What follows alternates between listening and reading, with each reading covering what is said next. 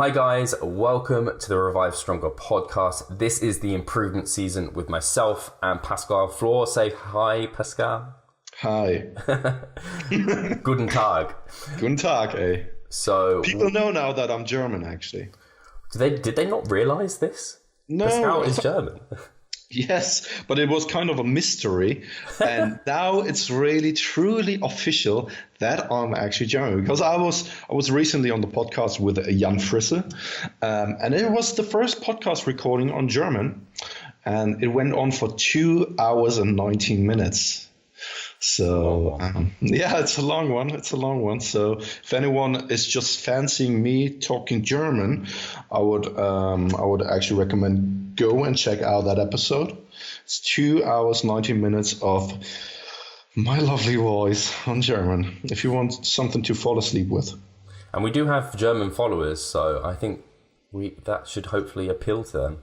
Yeah, and I mean, now it's really truly official. It's not something we made up as a bad image from ourselves. I could think of so many better images you want to create than being that strict, disciplined, cold-hearted German guy.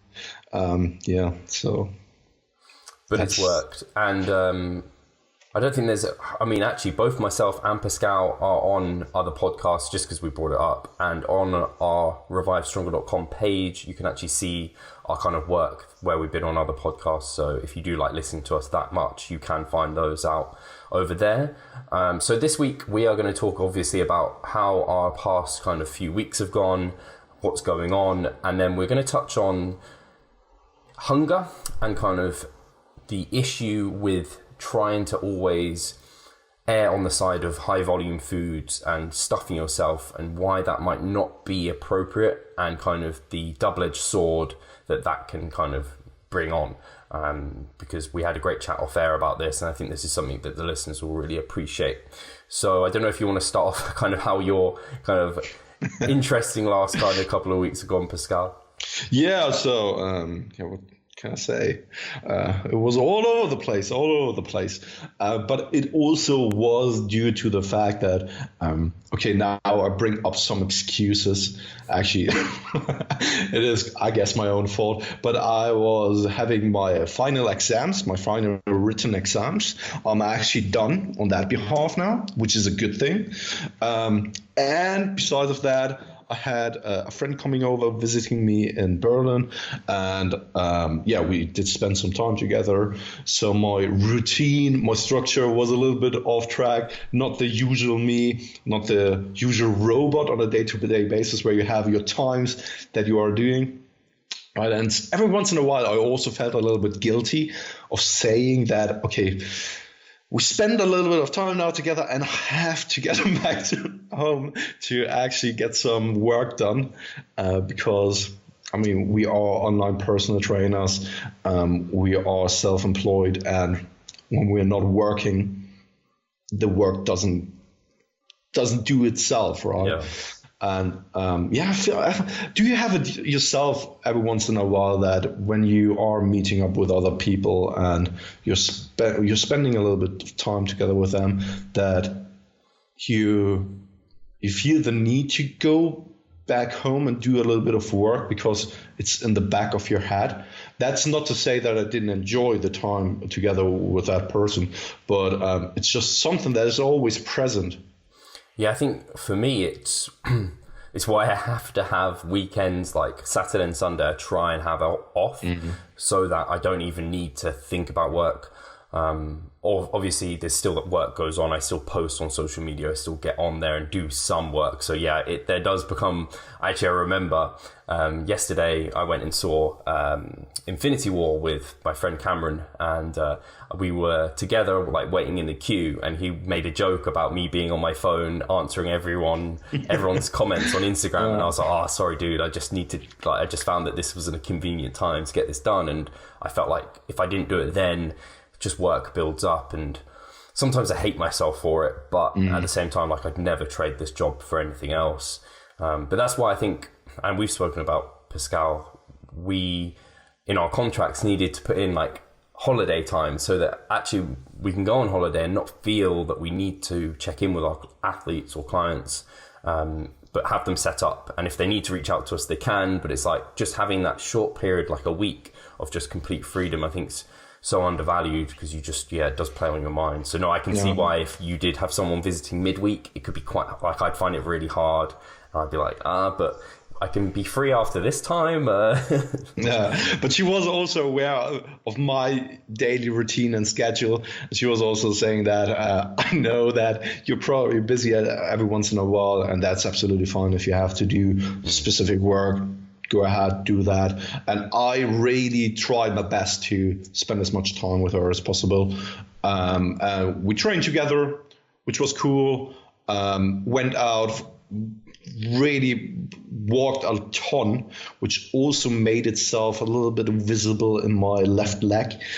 I assume that many listeners will relate to that when you walk really a tremendous amount, or much more than you usually do, that your tibia actually gets a little bit inflamed.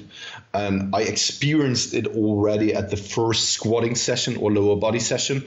So I went in, warmed up, I went into the deep squat position, and I felt already like it could potentially be that I have to drop the squats for today. And it ended up being that way. And throughout the entire week, because we then continued walking that much, didn't get better, obviously, because I didn't give it a rest or something. So I couldn't really squat for that week. But it was all right, because I traded one thing for another thing. Mm-hmm. And it was my decision to do so. And thus, I didn't really felt stressed about it, didn't really feel any kind of anxiety along with that, which happened in the past, really frequently in the past. But I think I am at a point where I know that it's absolutely fine when 1 week isn't really fully structured and fully planned out. I'm still on track somehow, because I even lost my fitness pass streak. Oh, I saw that. Now I'm miles ahead of you.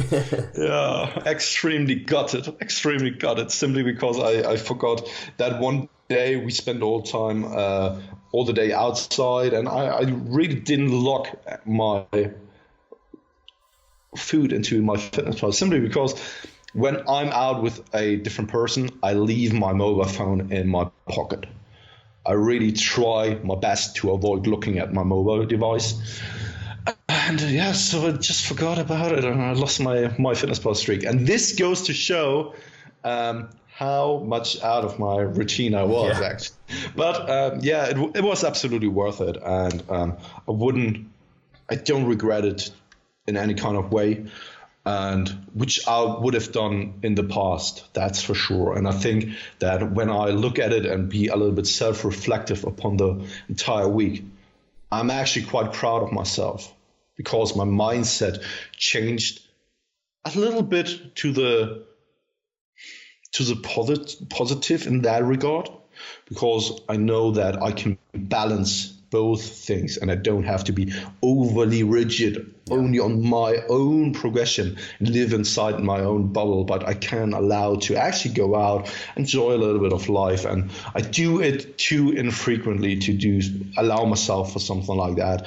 And I think it was a good step for myself, for self-development purposes, to find some more balance and allow for some more balance in life. And I wouldn't change anything about it, to be honest. No, I think that's really good and understated, because I think a lot of the listeners, I mean, if you're so much into your physique progress that you're listening to this podcast, then you are probably someone who is maybe a bit on the isolated side. You are very invested in your own progress, and so if you had an experience like Pascal, that would probably make you a bit anxious, and it would make me anxious. But I think going through it and realizing, it's kind of like when you find out, I don't have to stick to this meal plan, I can be a bit flexible about my food and like eat this, and it's like you can do the same with your training. And 1 week of slight inconsistency isn't going to make or break kind of a lifetime of progression as a bodybuilder. So the good thing, just one more thing I wanted to add there, and then we can actually talk about your past weeks,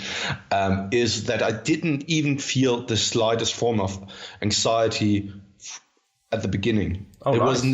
was never present. It didn't really stress me out even thinking about it, which happened definitely in the past.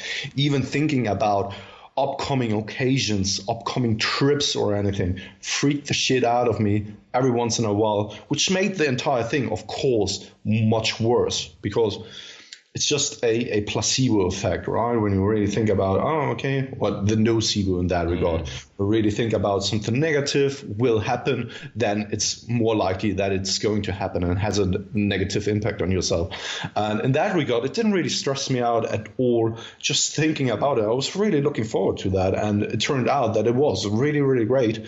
The entire thing, I think, had a positive impact on me, not just in the short term, but I think actually in the long term as well, even that I can't really measure it right now. Yeah. I think that it will have somehow a positive impact in future events like these or similar events like these as well. Yeah, 100%. You know how to kind of behave and what to expect now. Whenever, like, experience cures anxiety, I always think that's a great kind of way of thinking about things. Yeah. And just about being honest with the other person you are around with, just saying from the get-go, okay, this is maybe also how I feel, but also what I have to do. I need to do a little bit of work in that regard, or in that example. I need to do a little bit of work, right? Also, when it comes to macro tracking or food or training, I would like to train. Should we train together, et cetera, right? And thus, it was such a relief, and you can always make it happen. And I came to the realization that when you talk about it openly and honestly, you can actually make it work and have a great mutual time together. Mm-hmm. No, awesome. Have you got anything else going on? Just back into your routine and structure now, so that's about it. I mean, 7 weeks ago up until I'm in Australia, and for that I need to get a little bit of chunk of my midsection to represent the brand. You can't be a chubby man. To represent the brand with the six pack. Okay, that's most likely not going to happen with my body fat distribution.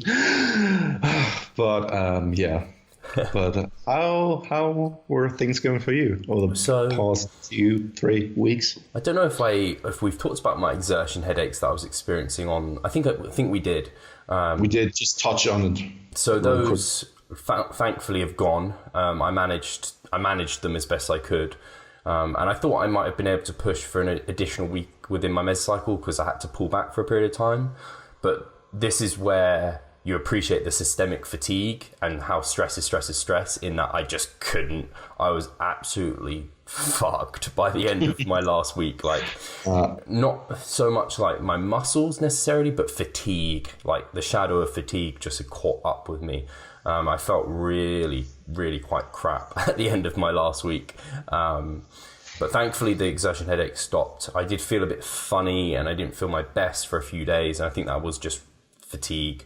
The actual training mesocycle went really well, hit some great PRs, some great numbers, really satisfied how that went. And actually this was the first time where I think it probably is from the fatigue, because I know people use like pump and metabolite work all the time, but I've also heard it referenced how you kind of lose, it's kind of like a short-term thing, like you use it and then after a few weeks you kind of don't get the same sort of pump from it and the same like response. And that certainly happened to me. Within that last week I was doing my metabolite work and I just was not getting the great pumps that I was getting from barely anything at the start of the mesocycle. So that was quite interesting to actually feel for the first time, like, oh, actually, like, yeah, using these all the time I don't feel like would be the best strategy for me. Just noticing that. So that happened, and then this week's basically been deload. So I've just come down to maintenance, like calorie intake for the most part, there or thereabouts. Weight has come up to 185 pounds. It actually shot up over it for a few days, but that was really weird. Associated edema. So I had edema for like 4 days. It's come back down now, which I'd been free of for like a month. It's just so random. My edema is very random, but it's nice for me to know that when my scale weight does that, quite often I can look at the scale, see that it's higher than I expect, look at my ankles, and it's like, oh, my feet are like fat feet. I've got like fat feet. So that's kind of like where I've realized the scale is really not that valuable. Something that has happened, I think I've spoken to you a little bit about it, Pascal, is I thought I kind of strained my chest a little bit. In my last couple of training sessions for push. I was still hitting fairly good numbers, but it was like it wasn't soreness that I was feeling, but I was just feeling a bit of pain when I was pressing. Nothing really bad. But this past week, the pain on my left side hasn't died down, and it's kind of isolated itself to my shoulder. And I'm a little bit nervous that it's a relapse of my slap tear being inflamed. So I'm a little bit nervous about that because I know how bad it impacted my training when I had it before. I kind of got a slap tear, then tried to train through it for many, many months, just gradually got weaker and weaker and weaker. And it wasn't till then I got hit by the van, laid in hospital for a month. Then I came to train again, was weak as shit, but I had no pain. And I haven't had any real pain there ever since. So if it's come back, it actually scares me a little bit. It's been 5 years without it. So I hope it hasn't. I've been taking anti-inflammatories like all this week just to like help it come down. It feels better, but it's weird. I can feel it like crunching as I move it around, and I have a slight ache in it.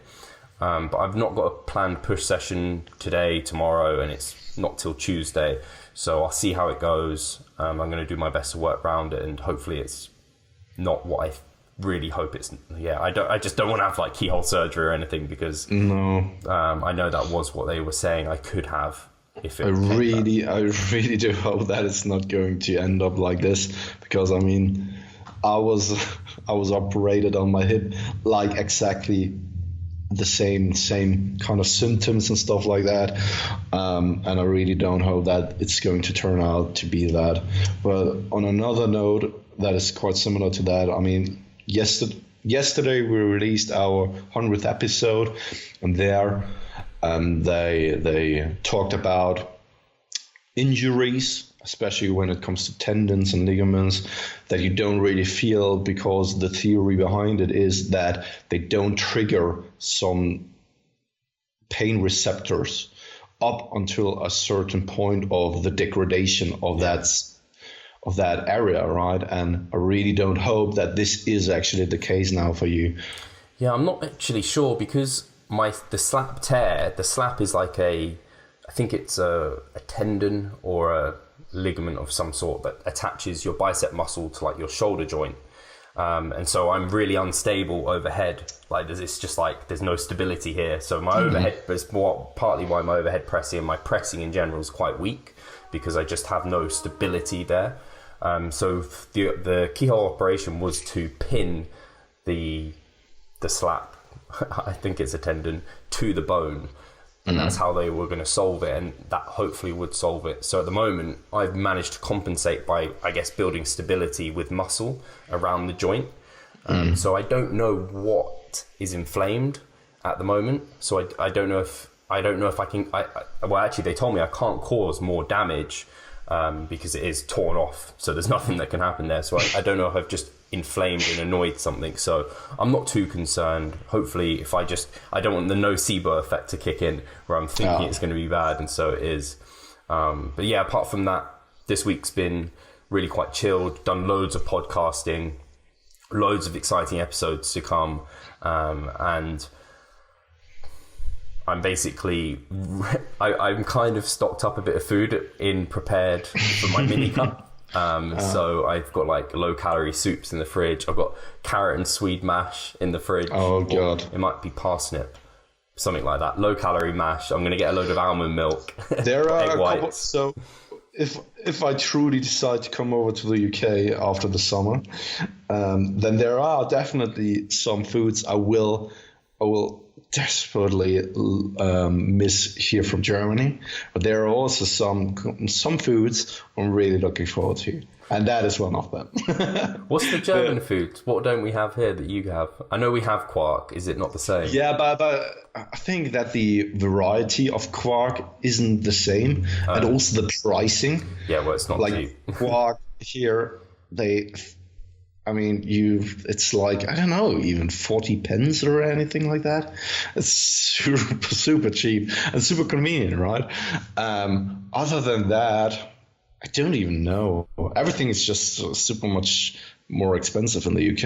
And I there are probably a lot of things I will miss which we don't have, which aren't really available in the UK, but this will only go to show when I'm then finally over. But carrots Wiener Mesh is just something like I'm really looking forward to, because I just love that the package from Iceland. Yeah, Iceland. Or Mash Direct, it's the brand. So they had it in Waitrose actually.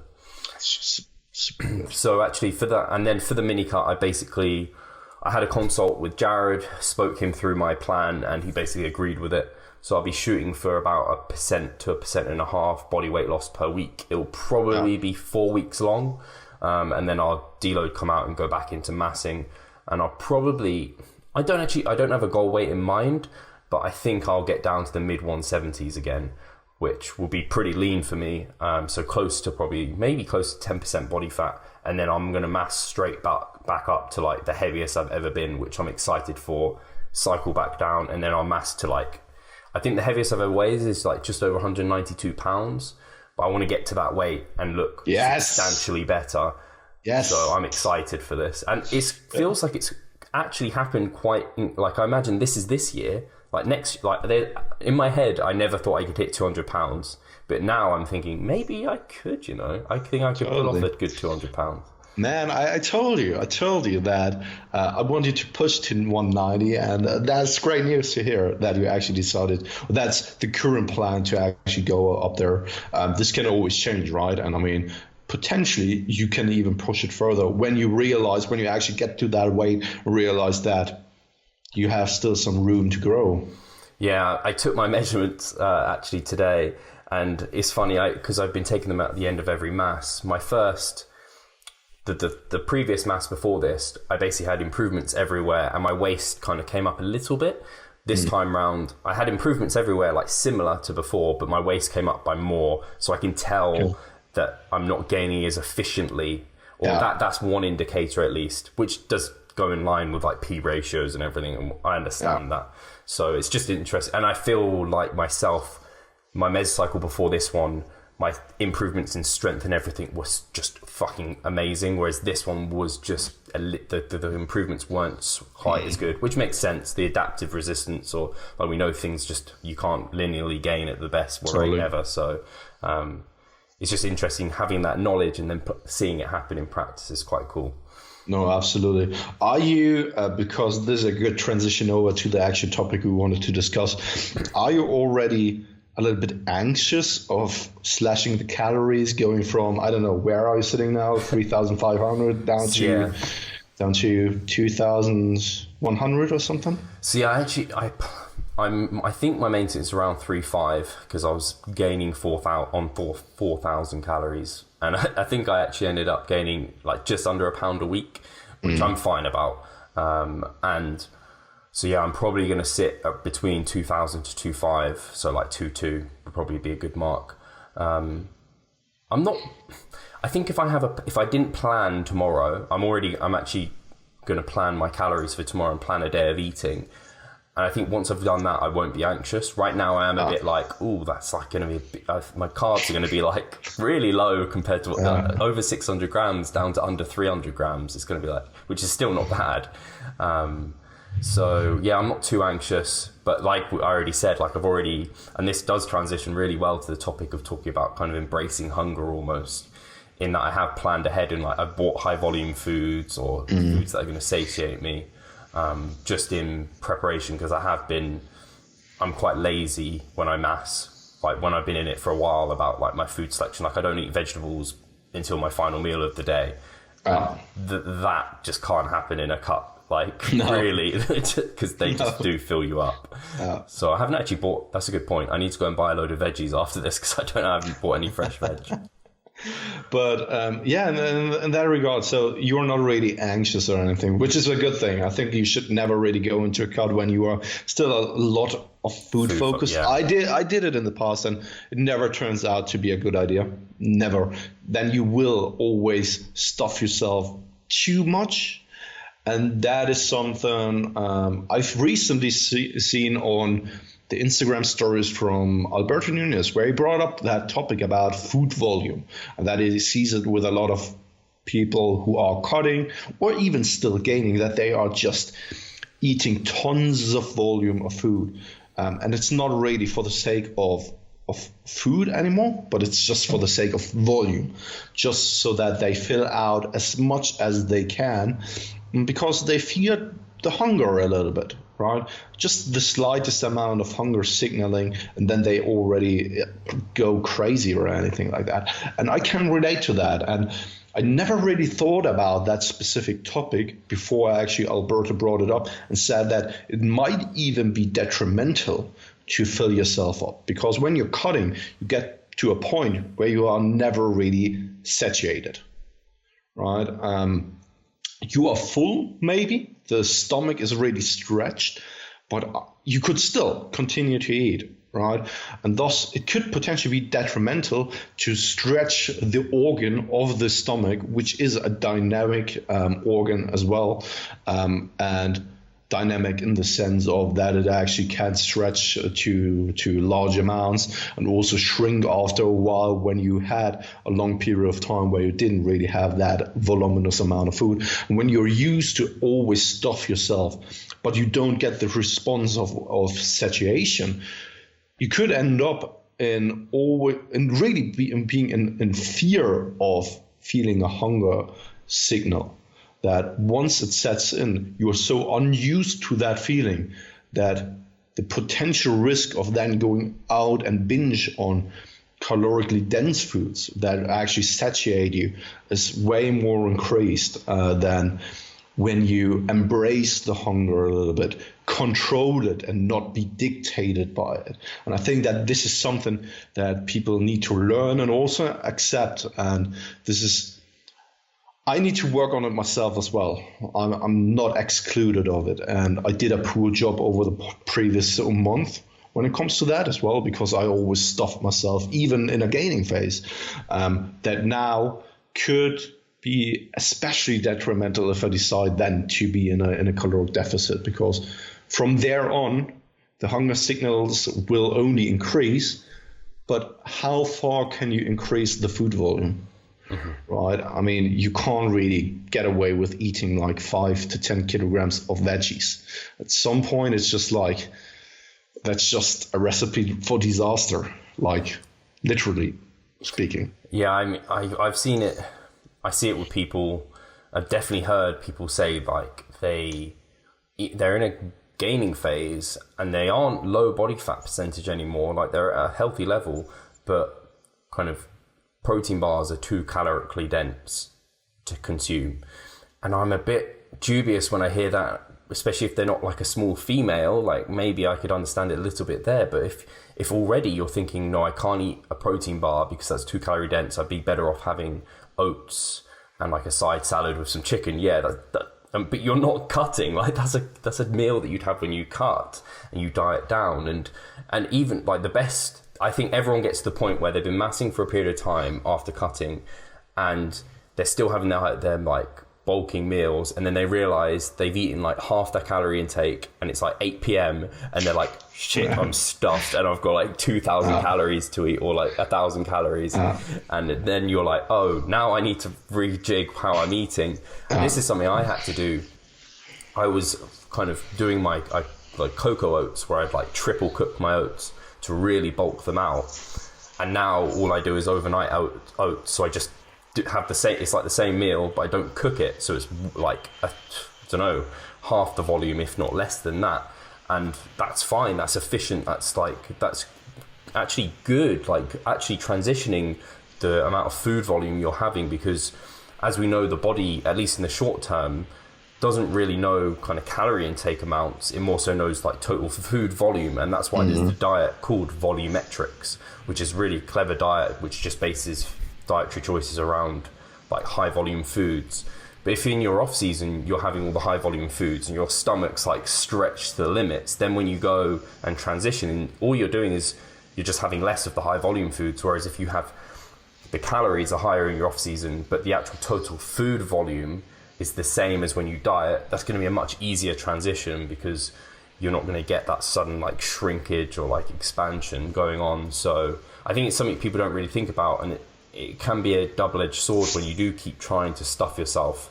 I've certainly experienced it, and you do get to a stage in dieting where you can keep stuffing yourself, but it is a feeling of bloatedness, and I feel uncomfortable to eat more, not satisfaction. I think to actually get to eat to satisfaction is almost like you're hitting your head against a brick wall. It's going to be very, very hard. Yeah, and I think that it's a kind of a skill of practice as well. That when you never get into that state where you experience hunger, but you only experience it in the hardest phase of a cut, then the likelihood that you are going to fail is, of course, highly increased, because the willpower gets tested, but not so much only the willpower, but especially the physiology will push against you as well. And the leaner you are, the harder the effects will be. And if you never learned of controlling the hunger and building that mindset of that a little bit of hunger is acceptable, it will be really harder to avoid than doing dumb decisions in that regard, right? And once again, I mean, we of course need to decipher in what kind of phase of a prep off season you are. When you're transitioning out of a contest prep leading into the off season, it's absolutely acceptable to still have a high voluminous food amount and stuff like that, and then slowly transition down, right? But we are more so speaking about the true deep off season where everything should be fine as well, physiologically and psychologically. And also just a normal cut. We are not really speaking about a true contest prep where you are getting to that state, what you just described, where hunger is just a normal thing. But when you are already experiencing or having to deal with such a severity of hunger during a normal cut, I think that that's not the best recipe for long-term success. And I think that it is actually the perfect timing to learn what true hunger feels like, and then really to learn that skill of just accepting it, that it actually goes along with the cut itself. And I see it every once in a while. Not only did I experience it with myself, but every once in a while I see it with clients as well, or just also random people online. Who never dealt with that situation, with that feeling of hunger. And once it hit them, they actually get shit scared. And they don't really know what to do because they don't have a strategy at hand, and they don't know how to actually control it with their mindset. Sounds a little bit weird, but I don't know. Do you get what I mean? Yeah, I mean, I think the important thing to touch on is, like you said, that there's definitely transitions that need to take place. We're not saying that when you're massing, you should always have like the lowest volume food, and when you're cutting, you should always have the highest volume food. It's kind of like there needs to be the transitional periods, because that will make life so much smoother. But I don't know if this might be a side tangent, but it always baffles me when I see people in like deep in their off seasons using strategies such as like intermittent fasting, where they're kind of fasting half the day to then backload shitloads of calories into the evening, because they like stuffing themselves to the point of like silliness, or using refeeds. I've seen people using refeeds during an off season, and I can't think of any reason why you would use that apart from an excuse to have a huge binge, basically. And this worries me if people are holding on to these strategies. Because in our spreadsheets, I've had clients who have been massing for a long period of time, and their hunger reporting has been high consistently. And I'm like, we cannot enter a cut until you can like bring this down and you're eating normal foods. Like they'll be eating lots of fiber, like really wholesome foods, but their hunger rating's still high. And it's like, well, your body's not in a place to diet yet. So no, I think it's so important and underplayed, because there does become a point where you can't just keep using volume. And actually your client brought up a really interesting question about how, like, if you eat more volume but it's the same calories, can that impact like fat loss? And I think we've talked about it before, where people can transition into a cut and actually massively increase their food volume then not lose weight because they're actually eating such a large quantity of food. Like if I eat a load of soups, like all my meals are just soup. I'm just going to hold on to so much water. It's going to be insane. Totally. Just one thing I wanted to touch on, and this was the thing about the intermittent fasting and refeeds in the gaining phase, just to make it sure, and I know that we are on the same page here. We are not saying that intermittent fasting or refeeds can't be a valid approach in a gaining phase, because it can if it serves your personal preferences in regards to what is going on in your life. I mean, when you get up early in the morning, you bring your children to preschool or anything like that, and you're so busy that you can't really fit any meals in, that's totally fine. But it's not fine when this is being justified to stuff your face with massive amounts of foods, such as you rightly called it, kind of a binge that still fits into your macros. It is kind of binging.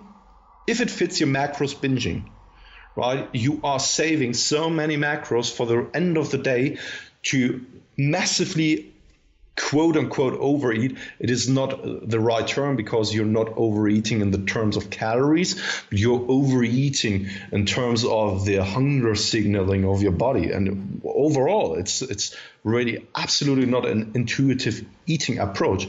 Just you're stuffing your face to the extent where you actually nearly feel sick already, where just like the stomach is stretched to the largest amount possible, and you can't even move anymore, but it just only then gives you satisfaction in that regard, right? And in that instance, I don't think that this is the best approach. And then it's only an excuse, such as you said it already, or a justification to make it all right in your world. But actually, it's not a long-term success or an approach you want to apply for yourself if you have plans on cutting in the future, in gaining optimally and fixing your food relationship. Because I just want to point it out one more time, it is kind of a if it fits your macros binge. I totally see it, because it just doesn't. I can see reasons why people might use it for like just being flexible, like, oh, you go out and eat on the weekends, so you just want to have a bit more food, so you call this a refeed. I understand that. That's not justifying an absolute all-out binge, and like, okay, you're busy, so you miss some meals so you can make up calories later. I understand that as well, but not if it's just you're doing it because you're like, I need to eat a whole tub of Ben & Jerry's ice cream, and the only way I can do it is if I fast all day, so I can then eat this in that small window. And like you said, it's not optimal in a gaining phase, or even in cutting probably, where, I mean, all things being equal, if you can hit your macros and adhere, you're going to be better off spreading food throughout the day, and especially around times of training, when you want especially when you're cutting and you want to have some carbs pre-workout and things like this. Because I've had clients who have tried intermittent fasting, or they train quite early in the day, but they really don't eat much before it, and they backload calories because they're worried about being hungry. And then I've spoken to them about how that's probably not great for their training. They've moved it around, and they're like, actually, when I eat beforehand, I'm less hungry later anyway, and my training's better. And I'm like, that's the money. But I've done it before where for years it was my approach of having a protein shake first thing in the morning, not eating for 5 hours, and then having my first meal. And then I'd end up backloading tons of calories, and those meals would just be outrageously huge, when actually I was quite active first thing in the morning and doing a lot. And since changing that and balancing out my meals, I felt better throughout the day. And I just think some people have that attachment to being stuffed, and it can sometimes be detrimental to their own results and progress. Totally. And I think, so I can only speak for myself.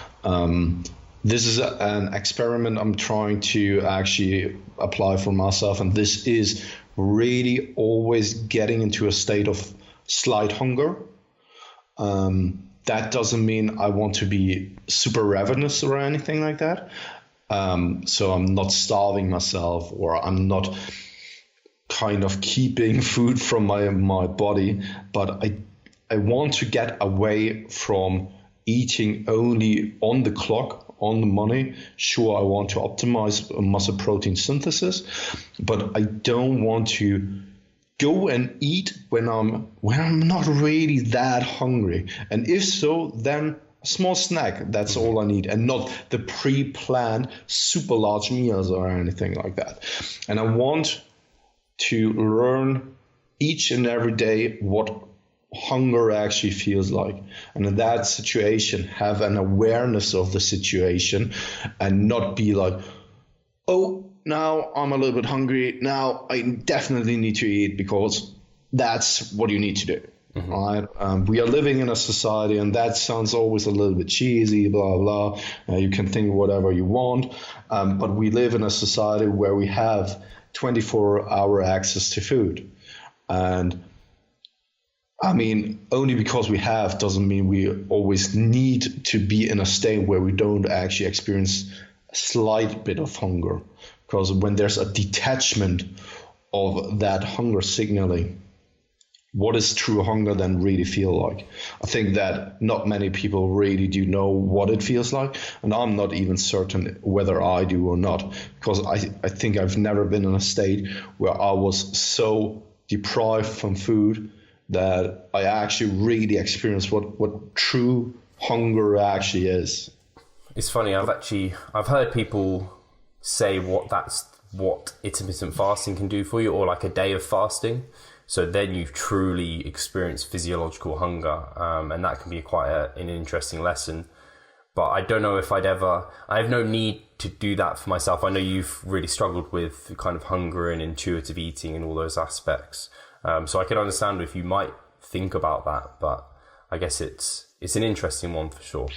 Do you really think, just because you brought it up now, and I'm always a little bit of a devil's advocate, do you really think that 24 hours is enough to experience true hunger? I don't know, because I think it would depend.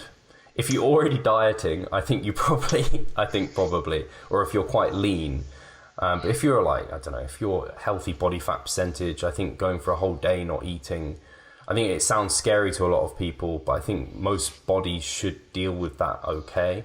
Yeah, it's an interesting one, because then I guess what you're doing is you're either using your stored fat or glycogen for fuel, and that should be, the body can survive days without doing that. So totally. maybe This is what I mean, because I think, yes, you brought up a valid point of it depends on how lean you are. I think someone who is 1 week off from a show would probably not be able to pull it off, that's for sure. But someone healthy body fat ranges, I think he can pull it off for, I'm not entirely certain, so don't quote me on that one, but I think that you can survive like 14 days only with water when you are out on a boat and you are in normal body composition or something like that. I can't remember. There's a rhyme, I think, that goes like with the water and how long you can survive without water and food. But you would have to go on. Have you ever watched The Island with Bear Grylls? No. That's on at the moment. You have to go on the island where they go and they basically go on an island, and if they can find it, catch it and kill it, they can have food. Back in the days, I really did love Bear Grylls, and then I heard a story about that everything is really scripted, and then they posted from a tourist on Hawaii a photo on the same place where Bear Grylls stood, and Bear Grylls pretended it was out in the wilderness. And the ones who took a photo from that location then turned the mobile device to the left, and there was a highway. Oh my God. Don't ruin it for me. Yeah, I don't know how true everything is there. But what I wanted to say is I also heard a story, and once again, don't quote me on that one. I always remember bits and pieces of stories I picked up somewhere, that there was one guy who survived like only on liquids and not even calories or something like that, on tea and water and stuff like that. But he was so obese that he actually survived for 6 months or anything without eating anything. And he wasn't really obese, right? We are talking about heavily overweight. Just Google it and you can find it. And once again, don't quote me on the exact number of 6 months or anything, but he survived. He's still alive. So he could pull it off because he had so much potential energy stores from the fat substrates, from glycogen stores, that the body could survive on that one. So this is why I'm a little bit skeptical when it comes to saying that 24 hours and you experience true hunger. I could imagine that is always also subjective, how much of a pain tolerance you have as well. Yeah. And the potential energy that is available for the body, whether it is via food or whether it is via stored energy. Yeah, if you think someone who's obese, like you think every gram, like you think of a pound of fat is like 3,500 calories, like thereabouts. So that's a lot of calories, like of potential energy that's stored on the body. So yeah, and just imagine that someone who's weighing like, I don't know, 150 kilograms, and that is not like IFBB Pro 150 kilograms, but just like fat piece of, I don't want to say fat piece of shit, but I can actually say that because I was a fat piece of shit when I was younger as well, like really fat piece of shit, and thus I feel justified to say something like that. No, I think it's really interesting because you kind of lose touch with it. And the only time I guess because I'm very much in my routine, I tend to get hungry at the same sort of times because our circadian rhythm with ghrelin being released kind of in like cyclical rhythm, which I find interesting. Holidays is basically the only time where I get away from this. And then I am kind of eating a bit to intuition there, in that I'll do what you said, kind of, I'll try and still carry protein bars with me or something. But if I'm not that hungry, I'll just have the protein bar and that'll be me fine. And we're eating our bigger meals when we're both actually, like me and Charlotte are both actually hungry. So apart from that, most of the time I almost do feed myself like a bit of a robot. And you do lose sense to like touch with everything. There's one thing I just wanted to put out there because I think it might be truly valuable for people who deal with hunger and want to overcome it a little bit, because you brought up ghrelin. And when you take a look at ghrelin and ghrelin peaks, you can see that it is reacting on your habits, on the circadian rhythm, and the peaks really go through different phases, cyclical phases throughout the day. So it's not like when you are hungry, it will stay elevated for as long as you're eating. Yeah, it will just elevate and then go down. And this lasts for like half an hour to an hour. So when you experience hunger and you don't want to eat, just try to wrap your head around something else and try to overcome that hunger peak of ghrelin, because it will dampen down again. And after that, you will be fine for a couple of hours again. Yeah, I know people have tried to transition to different eating habits. Maybe they did it, maybe they want to try intermittent fasting. And yeah, it's like you have a glass of water, have some chewing gum to kind of bide the time. But no, it definitely happens. Actually, Charlotte says it to me regularly where she'll be like, I was hungry. I'm not hungry anymore. I'm over it. Mm. And like, it's exactly that experience of she's over the peak and you're just like, no, it's weird. I was kind of hungry. And it's funny because I think everyone is now, when they weren't aware of how ghrelin works and stuff like that, so we didn't really talk about how ghrelin really works, but that it actually goes through peaks throughout the day, that many people know that when they experience hunger that it will go away again, such as even Charlotte knows that, right? Yeah. But they can't really explain why that is the case, and most of the time it is related to ghrelin. And of course, when we take a closer look, leptin plays a role in it as well. But this then comes down to the body fat you're carrying and how severe the hunger signaling is and how frequent that actually happens throughout the day, which plays a role between different kind of hormones. But that's a different kind of beast. But I think your general recommendation of thinking, okay, I'm hungry, but I don't want to eat, or I don't need to eat, or I'm not sure if I need to eat, try just having some water, bide some time, and then see if you're still hungry. Like after that, then maybe you do want to eat, because I think some like ghrelin can cause hunger. So can like just watching like your Instagram feed and someone posts up like it literally happened to me yesterday. I think I saw someone posted like they ate like a Fiber One brownie, and I was like, I have those. I want to eat one of those. I'm hungry, and I just went and ate one. I was like, was I actually hungry? I just ate that, and it just right now it's fine, and I counted for it because I'm maintaining. But if I was in a diet, that could be just a bad idea, and it could spur then further eating. I had it recently as well, because when I was in Japan, there's something that is called, I forgot the name, onigiri, if I'm not mistaken. These are these triangle shaped rice forms. So it's rice with what's it called again? Seaweed. Wrapped in seaweed, and inside of the rice is some kind of filling, right? And you can get it with so many different flavors throughout Japan. And there's a brand now in Germany that sells it as well. And there's one store right next to me that is offering these kind of things. And I just stumbled across it, and I was just like, holy shit, I'm not hungry at all, but I have to try one. Right? And it was kind of the same. Are you eating out of convenience? Are you eating out of just pure boredom? Or are you eating out of pure hunger? You know, what you're describing, I think I've only ever seen them on like Japanese anime, like I don't know, Pokemon or Digimon or Yu-Gi-Oh or something like that. And I always see them, I'm like, they look good. And I thought they were just rice and seaweed. I didn't realize they had a filling. Now I have to try one. And they taste like truly amazing. But I'm also a big fan of only like the sticky rice. Oh, I am. I could eat pure sticky rice, like tons of it, and I would be just satisfied, right?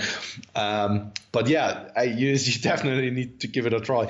Man, we should actually go and visit Andy Morgan in Tokyo at some point together. That would be amazing. He must just eat sushi all day.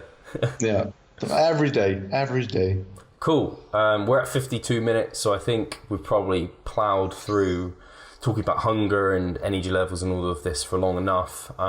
If people do have questions, or if they have, I think asking the audience if they have any topics they'd like us to talk about ever in future, that would be really cool, because me and Pascal always come together and try and think of kind of things that we think will be helpful and relevant to you guys, but nothing better than you letting us know what you want us to hear about, talk about rather.